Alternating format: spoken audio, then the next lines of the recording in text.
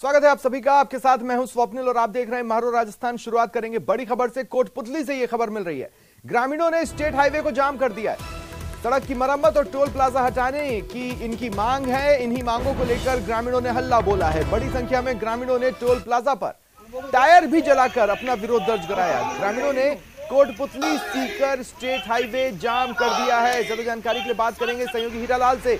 हीरालाल, क्या कुछ आप वहां पर देख पा रहे हैं?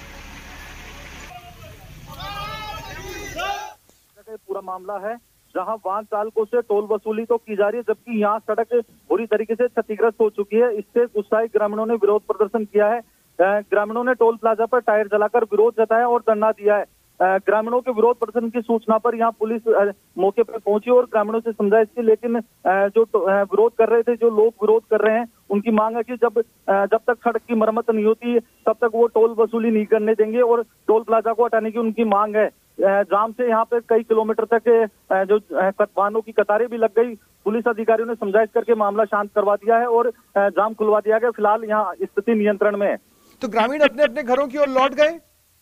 जी बिल्कुल, पुलिस की समझाइश और जो टोल कंपनी के जो कार्मिक थे उनके आश्वासन पर जो मामला शांत हो गया है। टोल कर्मियों ने उनको आश्वासन दिया कि उनकी मांग को है जो आरडीआरसी को है जो अवगत कराया जाएगा। उच्च अधिकारियों को अवगत कराकर सड़क जो क्षतिग्रस्त सड़क है उसकी मरम्मत करवा दी जाएगी। तो आश्वासन में क्या कोई टाइम फ्रेम भी ग्रामीणों को दिया गया है कि इतने समय में हो जाएगा? जी अभी ऐसी कोई जानकारी नहीं आई है और ना ऐसा कोई टाइम दिया गया, लेकिन जो टोल प्रबंधन के जो कार्मिक थे उनकी तरफ से आश्वासन दिया गया है कि उनकी मांग को उच्च अधिकारियों को अवगत कराया जाएगा और उसके बाद सड़क मरम्मत का कार्य शुरू करवा दिया जाएगा। चलिए, शुक्रिया।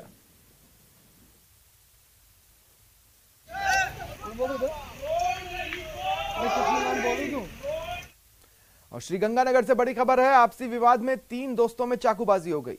बताया जा रहा है कि इस चाकूबाजी में एक व्यक्ति की मौत की खबर है, वहीं 2 अन्य उसके साथी चाकूबाजी के दौरान घायल हुए हैं। जवाहर नगर थाना क्षेत्र के 3E में ये घटना सामने आई है। 3 दोस्त आपस में बहस हुई, बहस झगड़े में बदली और इस झगड़े में चाकू निकला। आपस में ये चाकू लेकर उलझ गए, चाकू के वार करने लगे। इस चाकूबाजी की घटना में एक व्यक्ति की मौत की खबर है, 2 अन्य साथी घायल हुए हैं। ज्यादा जानकारी के लिए बात करेंगे सहयोगी अशोक से। अशोक, क्या जानकारी है? अशोक, सुन पा रहे हैं? जी हाँ, मुझे आपकी आवाज आ रही है। तो क्या जानकारी है इस खबर के बारे में? ये पूरा मामला जवाहरनगर थाना क्षेत्र के गांव 3E छोटी का है, जहां पर 3 दोस्त शराब पीने के दौरान आपस में एक दूसरे से गुत्थम गुत्ता हो गए। विवाद इस हद तक बढ़ गया कि आपस में एक दूसरे के उन्होंने चाकूबाजी कर दी, जिसमें से एक युवक की मौत हो गई है, बल्कि 2 इंजर्ड्स को बीकानेर के पीबीएम में रेफर किया गया है, जहां पर उनका इलाज किया जा रहा है।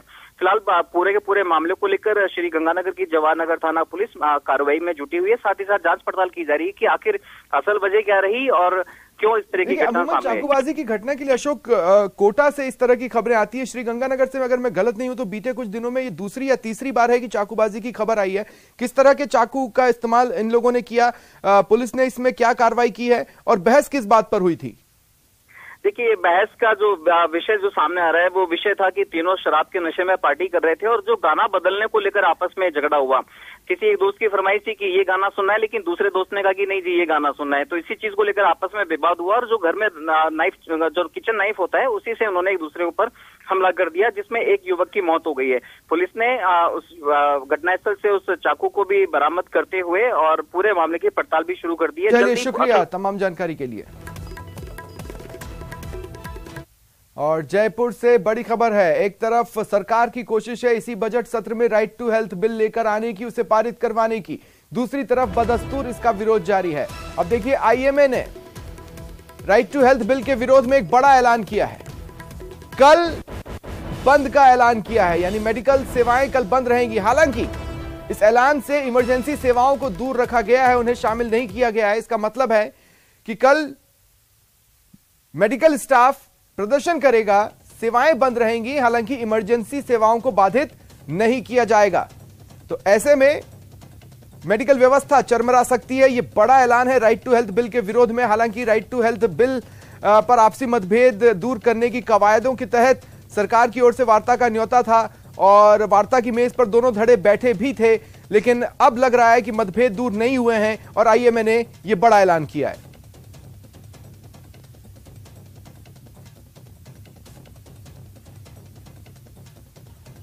हम तो ये चाह रहे थे कि हमें ये कदम भी उठाने की आवश्यकता ना पड़े, और एज अ फर्स्ट स्टेप हमने पहले ये डिसाइड किया था कि सोमवार को सुबह 2 घंटे का 9 से 11 बजे तक का आंशिक बंदी रखेंगे। लेकिन जो आक्रोश और जो रिसेंटमेंट हमारी फ्रेटर्निटी में, डॉक्टर्स में इसको लेकर है, और जिस तरह से लोगों का इसमें रिएक्शन आया, उसको देखते हुए इसको दिन भर का हमने कन्वर्ट किया है। मंडे को तो संपूर्ण बंद रहेगा ही, और इसके बाद भी यदि सरकार पे इसका असर नहीं होता है या सरकार का जो एटीट्यूड है उसमें कोई चेंजेस नहीं आते, मैं तो बल्कि ये चाह रहा हूं on behalf of private hospitals and nursing home society कि ये बिल आना ही नहीं चाहिए। ये बिल हमारे मौलिक अधिकारों को, हमारे फंडामेंटल राइट्स को, या जो राइट टू जस्टिस है उसके खिलाफ है। इस बिल का कोई औचित्य ही नहीं है, तो ये बिल आना ही नहीं चाहिए। फिर भी यदि सरकार इस बिल को इसी फॉर्म में लाने पर अड़ी हुई है और इस बंद के बाद भी कुछ नहीं होता है, तो इंडेफिनिट बंद भी किया जाएगा। और जितनी भी सरकारी योजनाएं हैं, चाहे वो चिरंजीवी हो, RGHS हो, या जितने भी और जो भी सरकारी स्कीम्स हैं, उन सब का सामूहिक बहिष्कार, boycott all across the state by all private hospitals. और ज्यादा जानकारी के लिए बात करेंगे सहयोगी सौरभ गृहस्थी से। सौरभ, अभी हाल ही में तो सरकार की इन लोगों से वार्ता हुई है, इसका मतलब है मतभेद दूर नहीं हुए हैं, सॉल्यूशन नहीं निकाला जा सका है। बिल्कुल मतभेद दूर नहीं हुए हैं। यही कारण है कि इंडियन मेडिकल सोसाइटी एसोसिएशन की जो राजस्थान चैप्टर है उसने कल बंद का आह्वान जो है वो किया है, और उनके साथ ही कई संगठन भी, दूसरे जो डॉक्टर्स के संगठन है वो भी इनको समर्थन दे रहे हैं। चाहे बात JMA की हो, जाड की हो, उपचार की हो, RMCT की हो, MCTAR की हो, ये तमाम संगठन जो है वो IMA को सपोर्ट कर रहे हैं। और कल जो है वो बंद का आह्वान जो है वो किया गया है। रेजिडेंट डॉक्टर्स जो हैं वो भी कल जो है वो कार्य बहिष्कार करेंगे। हालांकि उनका निर्णय रात 8 बजे उनकी GVM होगी, उसके बाद होगा, लेकिन उनका समर्थन जो है वो IMA को है, और उसके तहत जो है वो कल बंद रखा जाएगा। इन डॉक्टर का साफ तौर पर कहना है कि जो इमरजेंसी की परिभाषा है उसको अब तक सरकार ने परिभाषित नहीं किया है, और अगर सरकार इस मांग को लेकर बात नहीं सुनती है तो फिर आंदोलन आगे भी जारी रखा जाएगा, और आगे भी सख्त कदम जो है वो उठाए जाएंगे।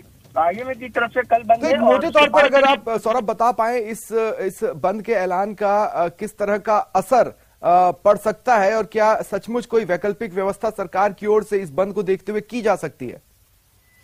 देखिए, अभी ये जो बंद का आह्वान है वो इंडियन मेडिकल एसोसिएशन के राजस्थान चैप्टर ने किया है।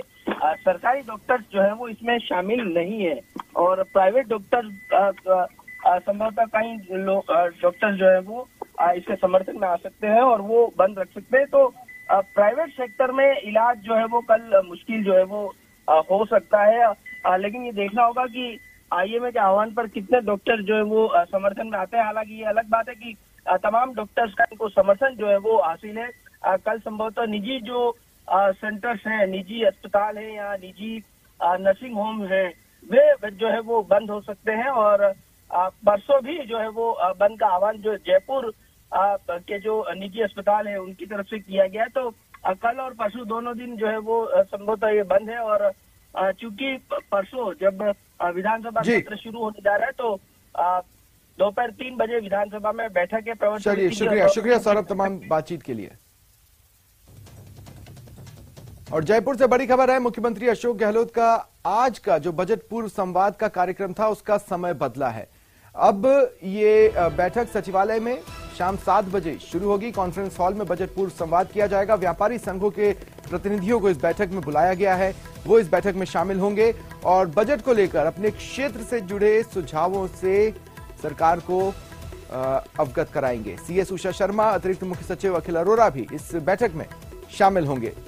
तो देखिए व्यापार जगत की किस तरह की मांगे हैं और व्यापार जगत का क्या सुझाव है, प्रदेश की आर्थिकी में वो क्या योगदान दे सकते हैं, सरकार उनसे क्या अपेक्षा कर रही है, व्यापारी जगत सरकार से क्या अपेक्षा कर रहा है, इस पर ये बातचीत होगी। बजट पूर्व संवाद की कड़ी में आज बारी है व्यापारी संघों की, जिन्हें बैठक में बुलाया गया है। बैठक का समय बदला है, अब ये बैठक शाम 7 बजे शुरू होगी।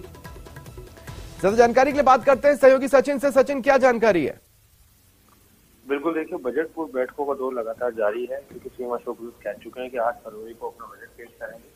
ऐसे में अब वो अलग अलग वर्गों से बात कर रहे हैं। अभी श्रीगंगानगर जाने से पहले उन्होंने जो कर्मचारी वर्ग उससे बात की, उनसे लंबी वार्ता की, तकरीबन 5 घंटे लगातार सचिवालय में सीएम रहे और 59 से ज्यादा कर्मचारी संगठनों के प्रतिनिधियों से बातचीत की 1-to-1 और उनकी बातों को सुना और उनको आश्वासन दिया कि जितना संभव होगा सरकार उनकी मांगों को मानेगी, इस बजट में शामिल करेगी। इसके अलावा अब आज जो है वो कर बरामद जाति समिति की बैठक है, जो राजस्थान का सेल्फ टैक्स जिसको जीएसटी डिपार्टमेंट में कहा जाता है, उसकी ओर से इसका आयोजन किया जा रहा है। इसके अंदर जो प्रदेश के उद्यमी हैं, एमएसएमई सेक्टर के हो या बड़े सेक्टर के उद्यमी हो, प्रमुख औद्योगिक घराने हो, एसोसिएशन हो, संगठन हो, जो कि औद्योगिक संगठन जिसके अंदर कोटी है, फिक्की है, बड़े जो संगठन है उनके प्रतिनिधि भी रहेंगे। इसके अलावा जो एमएसएमई सेक्टर से जुड़े हुए उद्यमी है, व्यक्तिगत रूप से वो भी आएंगे, उनके साथ एक बैठक होगी। पहले बैठक शाम 5 बजे होनी थी, लेकिन अब इसका समय बदला गया है क्योंकि मुख्यमंत्री अशोक गहलोत आज ही हनुमानगढ़ से लौटे हैं और भी उनके एंगेजमेंट थे, इसके चलते समय बदला गया। तकरीबन 7 बजे जो है मुख्यमंत्री अशोक गहलोत इन तमाम लोगों के साथ बैठेंगे और बजट पर चर्चा करेंगे, क्योंकि एक बड़ा सेक्टर है उद्योगों का जो राहत चाहता है, जिसकी अपनी मांगे है, जिसकी अपनी रियायतें उनको चाहता है, उनके साथ मुख्यमंत्री बैठेंगे, उनके साथ वार्ता करेंगे और उनकी बात को भी सुनेंगे। तो तकरीबन 7 बजे के आसपास का समय उसमें रखा गया है। चलिए, शुक्रिया सचिन, तमाम जानकारी के लिए। आप नजर बनाए रखें। और जयपुर से एक और बड़ी खबर आपको बताते हैं। बिजली संकट के बीच एक राहत की खबर आई है। 43 मेगावाट की बंद 3 यूनिट शुरू हो गई हैं। 4 में से 3 यूनिट में बिजली का उत्पादन फिर से शुरू हो गया है। देखिए, 50 साल पहले कनाडा जनरल इलेक्ट्रिकल ने इस प्लांट को स्थापित किया था। रावत भाटा आरपीएस पन बिजली घर की यूनिटें बारिश के पानी में डूब गई थी। सीएमडी आरके शर्मा के प्रयासों के बाद इंजीनियरिंग विंग ने ये इकाई शुरू कर दी है। साल 2019 में बारिश के पानी में ये डूब गई थी बिजली की यह यूनिट, और अब जानकारी मिल रही है कि इन्हें शुरू किया गया है। 4 में से 3 यूनिट्स शुरू हो गई हैं। बिजली संकट के बीच ये राहत की खबर है। 43 मेगावाट की 3 यूनिटें शुरू की गई हैं। 4 में से 3 यूनिट में बिजली का उत्पादन फिर से शुरू हो गया है। हालांकि जिस तरह का बिजली का क्राइसिस फिलहाल प्रदेश झेल रहा है, उसमें हर इस तरह की छोटी सी खबर भी बड़ी राहत लेकर आ रही है। और इसी कड़ी में ये खबर। आसान काम नहीं था। 2019 में जब जल विभीषिका आई और उसमें हमारी 4 इकाइयां जलमग्न हो गई और उनमें से 1 यूनिट तो जली गई थी, और ये मान लिया गया था कि इनको रिवाइव करना संभव नहीं है। We have to go for complete renovation and modernisation. उसके लिए माना था कि 2026 तक ये यूनिटें दोबारा R&M करके हम नवीनीकरण करके इसको लेके आएंगे। तो उस स्थिति में हमने अपनी टीम गठित करके और इस चैलेंज को लिया, और आज सबसे बड़ी खुशी की बात यह है कि हम 3 यूनिटों को चालू कर। मुख्यमंत्री अशोक गहलोत श्रीगंगानगर के दौरे पर रहे, जहां उन्होंने बुड्ढा जोहड़ गुरुद्वारा में मत्था टेका और अरदास की। इस दौरान उनके साथ कांग्रेस के प्रदेश प्रभारी सुखजिंदर सिंह रंधावा भी मौजूद रहे। सीएम डाबला भी पहुंचे, विश्नोई मंदिर में दर्शन किए। उन्होंने जनता से वादा कर कहा कि डाबला में गर्ल्स कॉलेज खोला जाएगा।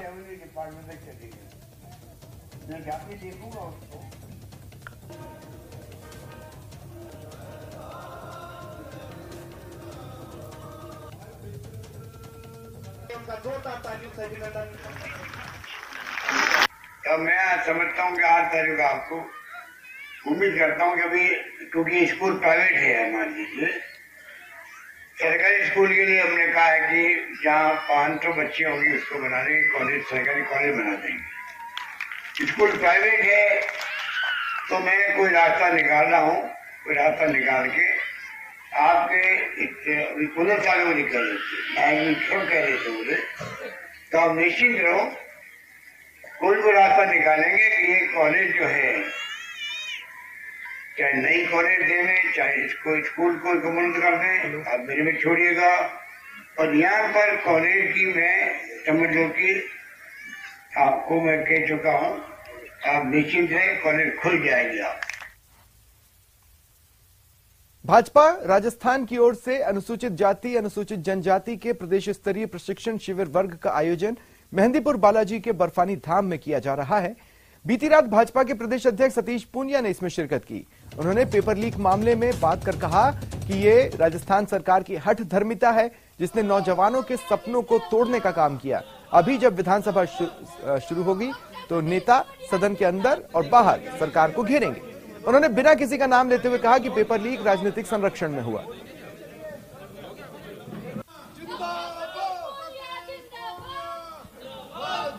भारतीय जनता पार्टी सर्वस्पर्शी और सर्वव्यापी आयाम पर काम करती है। हर दर तक, हर घर तक, हर दरवाजे तक मोदी जी की नीतियां जाएं जिन्होंने लोगों का जीवन बदला है। ऐसे सभी समर्थक, शुभचिंतक पार्टी का मतदाता वर्ग बने, पार्टी के राष्ट्रवाद के विचार को पहुंचाए। उसके लिए प्रतिबद्ध कार्यकर्ताओं की फौज है जो इस काम को करेगी।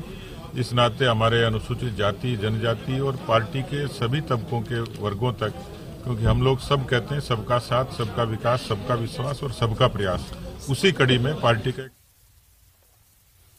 राजस्थान की राजनीति में इन दिनों गर्मा गर्म बहस चल रही है। बयानों के जरिए नेता एक दूसरे पर कटाक्ष कर रहे हैं। ऐसे में विपक्षी दल बीजेपी कांग्रेस की खामियां गिनाने में जुटी है। केंद्रीय जल शक्ति मंत्री गजेंद्र सिंह शेखावत ने कांग्रेस में चल रही गुटबाजी पर तंज कसा।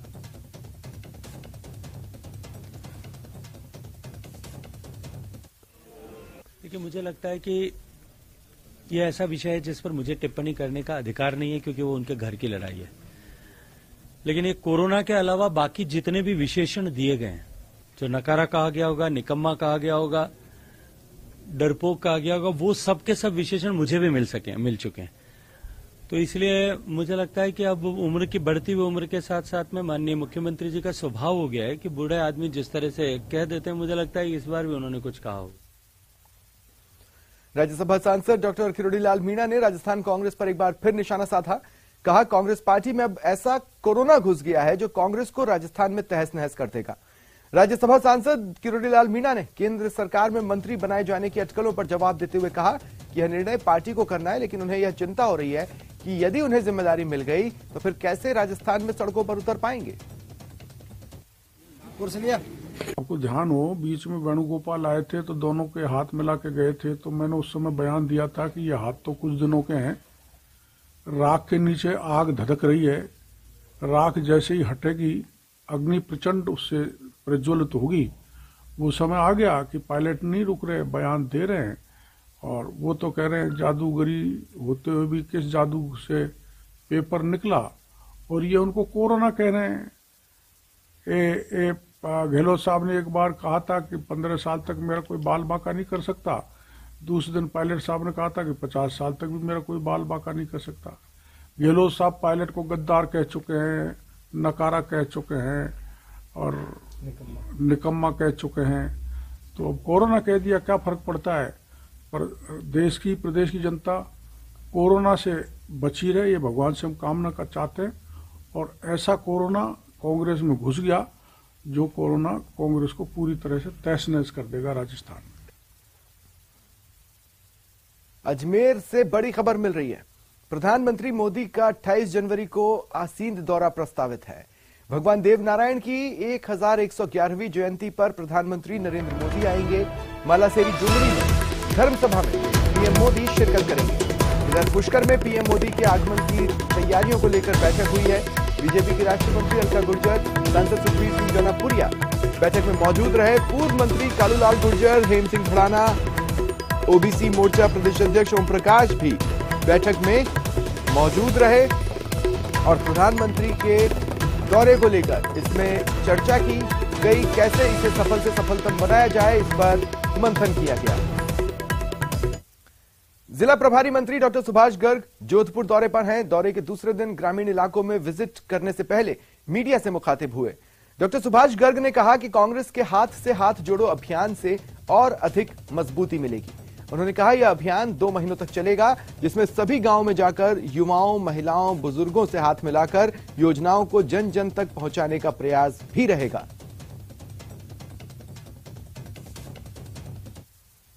लोगों में जोश है और जोश के 2 कारण हैं। भारत जोड़ो यात्रा, एक तो वो कारण जो राहुल गांधी जी ने निकाली है और चल रही है, अभी समापन होगा जम्मू में। और दूसरा कारण जो राज्य सरकार की जो नीतियां, कार्यक्रम रहे, उनको लेकर के जो काम हुआ है इस प्रदेश में, उसको लेकर के जोश है। तो लोगों में विश्वास है कि ये जो कार्यक्रम शुरू किया गया, हाथ से हाथ जोड़ो कार्यक्रम, ये हर जनप्रतिनिधि को, चाहे एमएलए है, चाहे वो सरपंच है, चाहे प्रधान है हमारा, चाहे जिला प्रमुख है, उसको घर घर जाने का मौका मिल रहा है। जो फ्लैगशिप योजना है उनको लीफ प्लेट्स के माध्यम से जानकारी दी जा रही है। ये भी जानकारी दी जाएगी कि आपके क्षेत्र में क्या काम एमएलए ने कराया है। तो ये एक जो प्रयास जो होगा ये, और इसका जो फल मिलेगा, मैं ये कह सकता हूं, फल कहूंगा उसको, कि 2023 में हम पुनः सरकार बनाए। अजमेर दरगाह की सीढ़ियों से विवादित नारा लगाने के मामले में गिरफ्तार गौहर चिश्ती और अन्य के खिलाफ आज एडीजे कोर्ट संख्या 4 ने पुलिस की ओर से पेश चार्जशीट पर दोनों पक्षों की ओर से बहस के बाद आरोप तय किए। कोर्ट ने गौहर चिश्ती के खिलाफ आईपीसी की धारा 302/115 के खिलाफ आरोप तय किए हैं।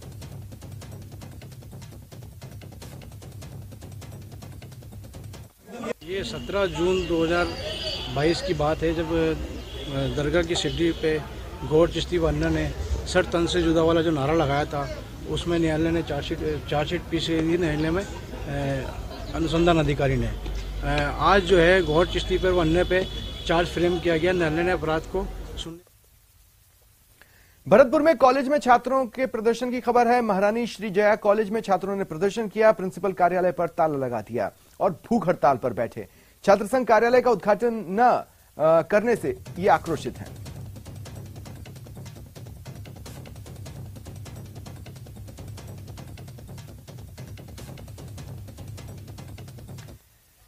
मुख्यमंत्री अशोक गहलोत की महत्वाकांक्षी योजनाओं में से एक इंदिरा रसोई योजना को लेकर काफी सक्रिय रहते हैं। हनुमानगढ़ दौरे के दौरान सीएम गहलोत खुद इंदिरा रसोई में भोजन करने पहुंचे। सीएम ने बाकायदा काउंटर पर 8 रुपए की पर्ची कटाई, इसके बाद भोजन के लिए अंदर गए।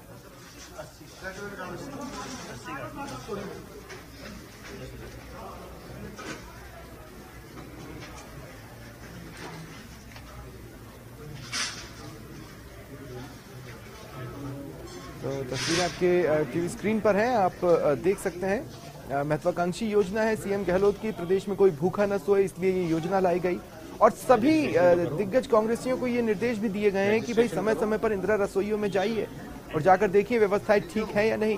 और ऐसे में जब उन्हें भी मौका मिलता है वो इंदिरा रसोई में पहुंचते हैं। इसे लेकर हनुमानगढ़ दौरे में भी मुख्यमंत्री गहलोत इंदिरा रसोई में भोजन करने पहुंचे और बाकायदा काउंटर पर खड़े हुए, जैसे कि आम लोग खड़े होते हैं, और 8 रुपए की वो पर्ची कटाई, जिसके बाद भोजन मिलता है। देखिए तस्वीरें आपके टीवी स्क्रीन पर हैं।